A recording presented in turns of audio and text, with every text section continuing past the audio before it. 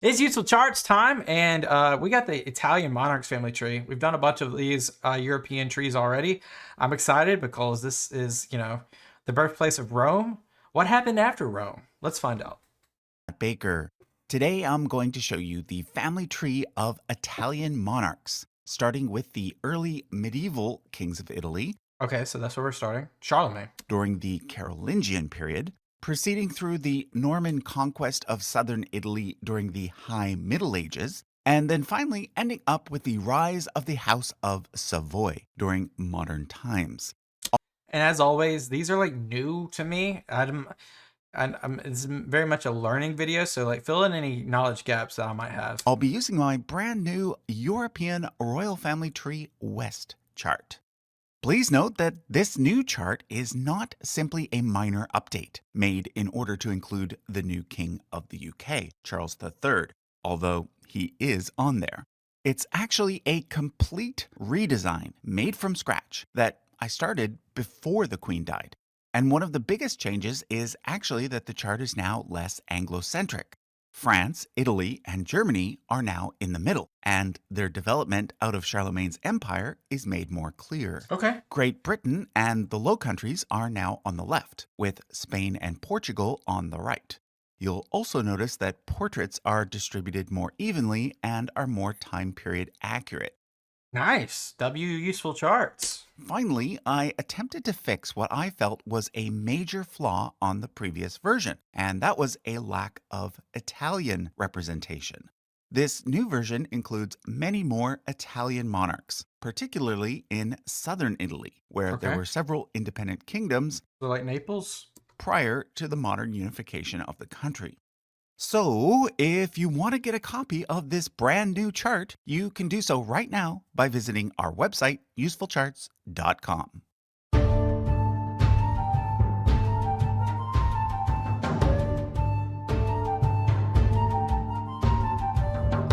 Love this channel. I think I've learned more from useful charts than I've ever done uh, independently in terms of chronological, like kings and so forth. Go subscribe to them if you haven't. After the fall of the Western Roman Empire in 476, Italy was first ruled by the barbarian king Odoacer, then by the Ostrogoths, and then by the Lombards. However, in 774, this man here, Charlemagne, conquered the kingdom of the Lombards and became the first Frankish king of Italy. Then, in the year 800, he was crowned emperor, the first person in Western Europe to be crowned as such since the fall of Rome. Ruling under him as King of Italy was his son Pepin, and then Pepin's illegitimate son Bernard. However, when Charlemagne died in 814, his empire was inherited by his only surviving son, Louis the Pious. Louis the Pious. Louis eventually had Bernard killed, and then he ended up giving the title of King of Italy to his eldest son Lothair instead. However, Okay. His eldest son. This means it must have been the prize, right? The Kingdom of Italy. Even though you would think, given Empire of the Franks, France would be the prize. Correct me if I'm wrong there. It feels like the eldest son would get the prize. during the lifetime of Louis the Pious, the Frankish Empire was basically a single united state, with Italy just being one part of it. However, this all changed after Louis died in 840. At this point, his three surviving sons started to fight over how the empire would be divided. In 843, they came to an agreement known as the Treaty of Verdun, in which the empire was divided into three parts. Charles the Bald received West Francia, which would go on to evolve into France. Lothair received Middle Francia, which included Italy. And Louis received East Francia, which would go on to evolve Germany. into Germany. Yeah. Lothair, being the oldest, also got to keep the title of emperor, but in reality, he was really only emperor in his own territory, with West and East Francia now being independent. Shown next to Lothair is the Iron Crown of Lombardy, which was originally the crown used by the earlier Lombard kings, but would go on to be used by the later Holy Roman Emperors as a symbol of their rule over Italy. Interesting that they kept that tradition alive. But we're not to that point yet. Lothair was succeeded by his son Louis the Younger, but Louis died without a son, and therefore in 875, the crown of Italy, as well as the title of emperor, was seized by his uncle Charles the Bald. Very interesting. Then, after Charles died, the crown of Italy went from the western branch of the family to the eastern branch, with Louis the German's son Carloman becoming the next king of Italy. However, note that he did not claim the title of emperor. On this chart, anyone who held the title of emperor has a crown symbol above their name. Carloman did not have any legitimate sons, so after he died, the crown of Italy passed to his younger brother Charles the Fat. So we're just going brother to brother at this point. Who was, in fact, crowned emperor, and who ended up inheriting Western Francia as well. Thus, for the first time since Louis the Pious, there was an emperor who once again ruled all three parts of the empire. However, yet again, this particular monarch didn't have any sons. It's always that. It's always that. I wonder what life would be like, even today, if the rule was that of like more progressive times where it doesn't have to be a son. Ooh, what would happen then? And therefore, when he died in 887, the empire once again fell apart. West Francia returned to Charles the Bald's line, and East Francia went to Carloman's illegitimate son Arnulf. Italy, however, went to Berengar I, a female line member of the dynasty. A female line member? Oh, a female line member. Berengar is a male. Okay. But during his reign, there were 4 other men who claimed the title of King of Italy as well. Guy of Spoleto and his son Lambert, Arnulf, King of East Francia, and Louis the Blind, grandson of Louis the Younger. All 4 of these men also claimed the title of emperor, but in the end, Berengar either outlived or defeated all of them, and thus he himself was crowned emperor in 915. Okay. But in 924, Berengar was defeated by Rudolf II of Burgundy, who was then in turn defeated by Hugh, a great-grandson of Lothair. Hugh ruled Italy during a time known as the Pornocracy, a period we covered in depth in our video, Was There Really a Female Pope? That's interesting. We'll have to go check that video out. Leave a link to that in the description. Yeah. Hugh was nominally succeeded by his son Lothair, but power soon shifted back to Berengar I's line, with his grandson becoming Berengar II in 950. Okay. But here's where we get a big change when it comes to the landscape of Western Europe. While all this back and forthing was happening in Italy, a powerful king had risen up in Germany, known as Otto the Great. In 961, Otto conquered Italy and was crowned emperor. Must have been great. Thus, the Kingdom of Italy was joined with the Kingdom of Germany to form a new empire, which we usually refer to in English as the Holy Roman Empire. Which, I believe this is where Useful Charts starts with HRE. There's conversation, it can go back to Louis the Pious or Charlemagne. A lot of people start with Charlemagne. Let me know what you guys say. I don't know. I don't know enough about it to give you guys. I just default to Charlemagne. Sometimes the emperors from Charlemagne to Berengar are considered to be Holy Roman emperors as well. But according to most historians, the Holy Roman Empire really only started with Otto the Great. I should also point out that during the reign of Conrad II, the Holy Roman Empire came to include a third kingdom as well, the Kingdom of Burgundy. So basically, for the next 600 years or so, the King of Italy was whoever happened to be the Holy Roman Emperor, which convenient was always someone who was also the King of Germany. However, I should make it clear that the Kingdom of Italy during this period was very much limited to northern Italy. You got Venice, you got Sicily, you got part of the Byzantine Empire. The Lombard states, interesting. And you had papal states encompassed by the HRE. Central Italy consisted of the papal states, and in southern Italy, some land was still controlled by the Lombards, some by the Byzantines, and some by a Muslim emir. That's a Muslim emir. Whoa. This changed during the 11th century when most of the territory was conquered by the Normans. At the same time as the Norman ruler William the Conqueror was conquering England, another group of Normans was conquering southern Italy. That's why there's Normans that invade the Byzantine Empire right after the Crusades or during the Crusades. That's because they kind of like threw me for a loop when I did that. I thought they're from France. Why are they piggybacking off of southern Italy? But now that makes sense. Eventually, pretty much the entirety of southern Italy was united as the Kingdom of Sicily, with Roger II from the House of Hauteville becoming its first king. Roger was followed by his son William I, his grandson William II, Interesting name, William.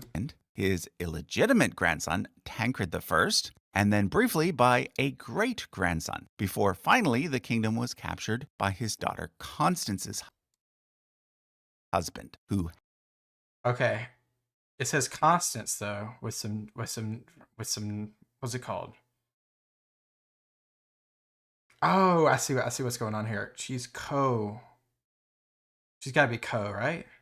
I wanna go back. before finally the kingdom was captured by his daughter Constance's husband, who happened to be the Holy Roman Emperor. Convenient. Together, they had a son who became Holy Roman Emperor Frederick II, as well as the King of Sicily. So, for a brief period, the Holy Roman Empire and the Kingdom of Sicily were held in personal union. And his wife was the queen regnant of Jerusalem. Because of course Jerusalem is a European state at this point. I say European, you know what I mean. This was during the reign of the Hohenstaufen dynasty, which was when the Holy Roman Empire was at its peak. Anyhow, Frederick II from the House of Hohenstaufen ended up marrying the reigning Queen of Jerusalem. So, therefore, their son Conrad inherited not only the thrones of Germany and Sicily, but also the throne of Jerusalem. He was never crowned emperor, though, and he died from malaria at age 26. This brought the reign of the Hohenstaufen emperors to an end, and there wouldn't actually be an emperor crowned for the next 62 years, a period known as the Great Interregnum.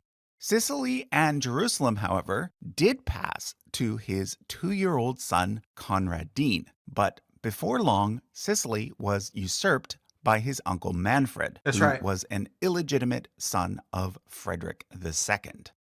But Manfred was extremely unpopular with the papacy, and therefore eventually the Pope invited this guy to invade Sicily. Charles was the younger brother of King Louis IX of France. So I wonder how many of you guys, how long it took you guys to unravel this. The people watching that actually have this down, like, yep, this is who this is who that is. I have this regnal chronology, I have this regnal chronology, all to a T. How long did it take you guys to do this? This seems like it's going to take me a while. Also known as Saint Louis. He was therefore a member of the House of Capet. He was successful in conquering the Kingdom of Sicily, but eventually lost the actual island of Sicily to Manfred's daughter, Constance II, and her husband, Peter III, who was King of Aragon. This event marks an important turning point in the history of southern Italy. First, from here on out, the Spanish are going to be major players on the scene. That's why it's the Bourbons, yeah. Second, from here on... Is it the Bourbons or is it the Habsburgs? I think it's the Habsburgs. ...on out, there are going to be 2 Sicilies.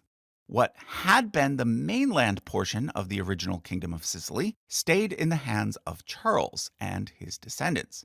So from this point forward, that quote-unquote Sicily is generally referred to as being the Kingdom of Naples. Okay. Whereas only the island of Sicily is now referred to as the Kingdom of Sicily. Let's look at the island kingdom first. When Peter III of Aragon died, his firstborn son with Constance, Alfonso III, was given the crown of Aragon, whereas his secondborn son James was given Sicily. However, when Alfonso died unexpectedly in his 20s, James was given Aragon, and Sicily was passed to a third brother. This usually happens, right? You know, you get the bigger, better piece of better crown. You're gonna say, all right, here's the hand-me-down crown now. Frederick III. From there, Sicily remained in Frederick III's line until it ran out of male heirs. At that point, it basically merged with the crown of Aragon and ceased to have a separate king. Around the same time, the crown of Aragon also passed to the House of Trastamara because of this marriage between Eleanor of Aragon and John I of Castile. Their firstborn inherited the crown of Castile, whereas their secondborn inherited the crown of Aragon, which now included Sicily. Naples actually ended up merging with the crown of Aragon as well, but for different reasons.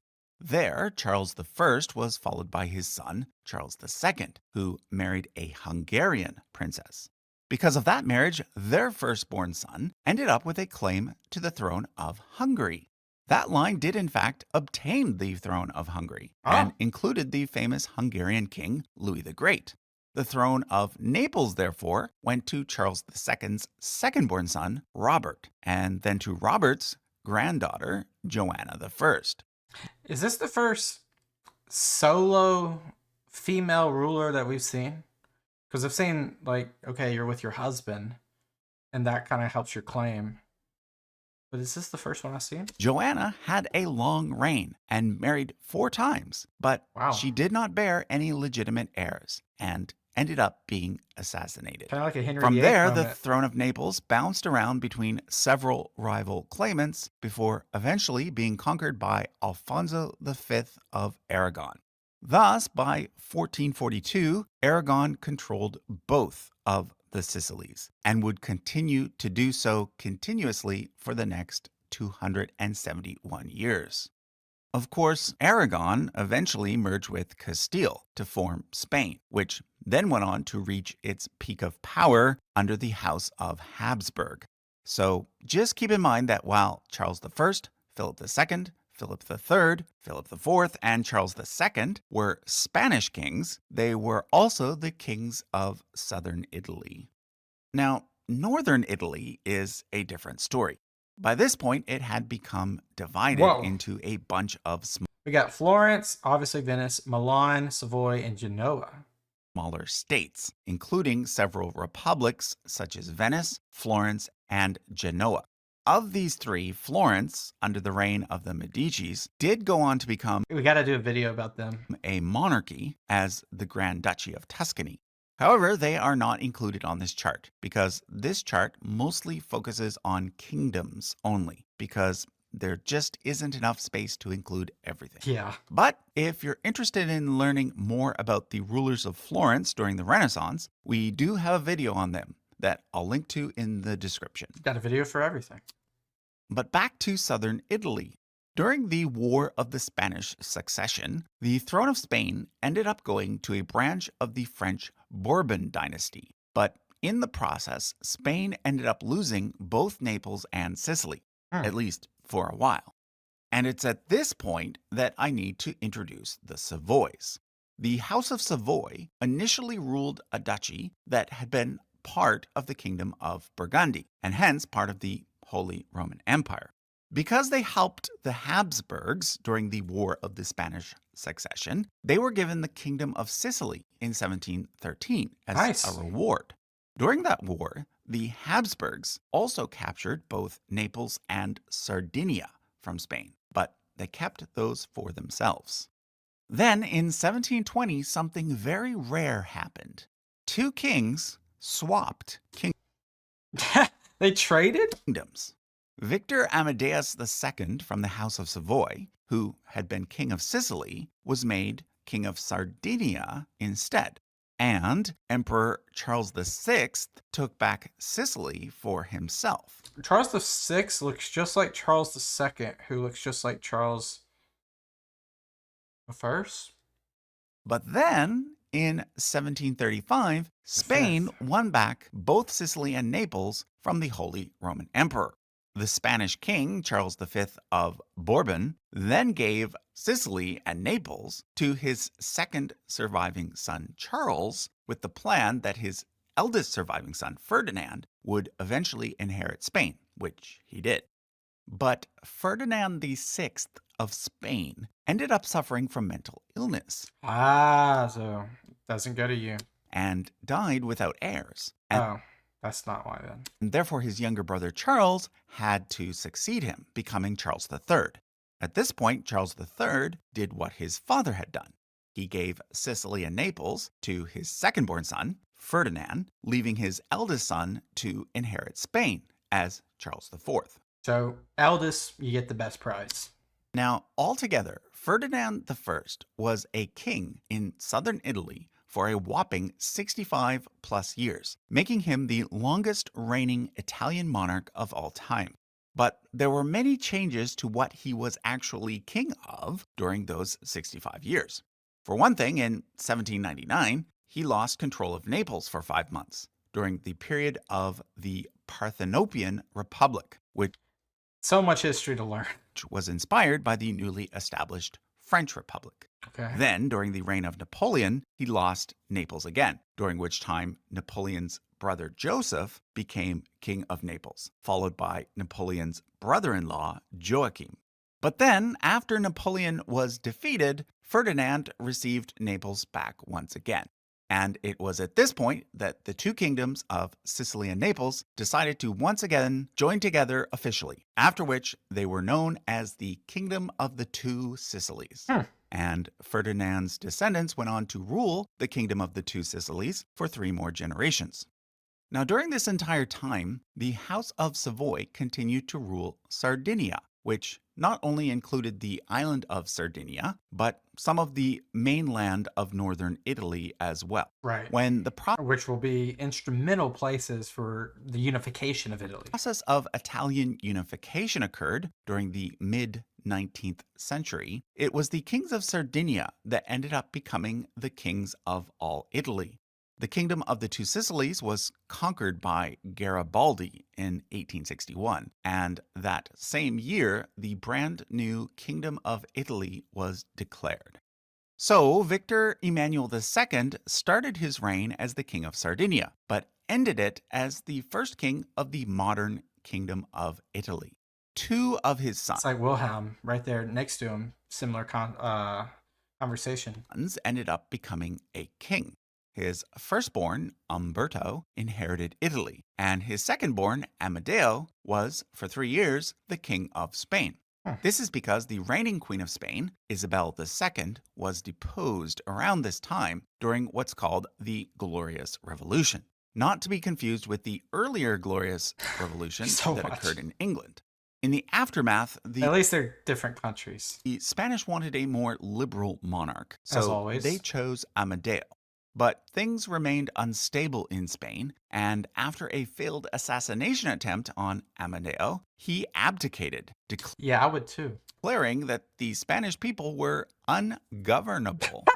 Back in Italy, Dang. Umberto I was eventually succeeded by his son, Victor Emmanuel III. He reigned as King of Italy during both the First and Second World War. He was therefore Also the Emperor of Ethiopia. king during Italy's fascist period, when the dictator... Okay, so interestingly enough, I thought Ethiopia was not conquered in the scramble of Africa. Obviously, this is 36 to 41. This is through conquest, right? Because that would be encroachment of nationalism, and this is Mussolini, right? Let me know. Let me know how far off I am.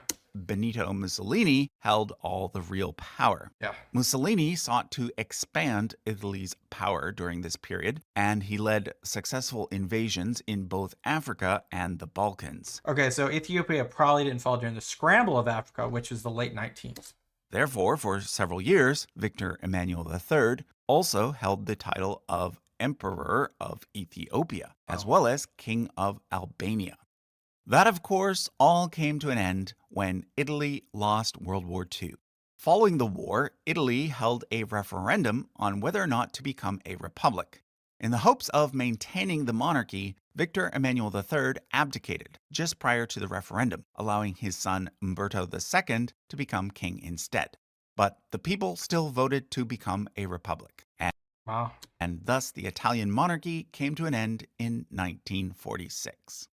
Umberto II's son, Vittorio Emmanuel, is Same name as the guy from earlier. actually still living and is one of the potential claimants to the now defunct throne. But the few Italian monarchists that are left actually support another individual instead, the great great grandson of King Amadeo of Spain, Aimon, who holds the courtesy title Duke of Aosta. For a more in depth look at who would be king of Italy today if Italy, or the Kingdom of the Two Sicilies, were to restore its monarchy, you can check out the video we did on the topic, which I'll link to Another in the video. description. Okay, so that was a look. Awesome stuff. I learned a little bit more about Italian monarchies and politics. It's really interesting to see kind of like the combinations of like, okay, now Spain has this, or now Burgundy collapsed. Now it's going to be this, and then of course Sardinia is this and this. So much to intake. It's gonna, like I said before, I wonder how long it took you guys to get this under wraps. You probably still ain't got it under wraps. I definitely ain't gonna need more time. Appreciate you guys as always. Leave me some video suggestions down below. Peace out. Have a good day. Bye bye.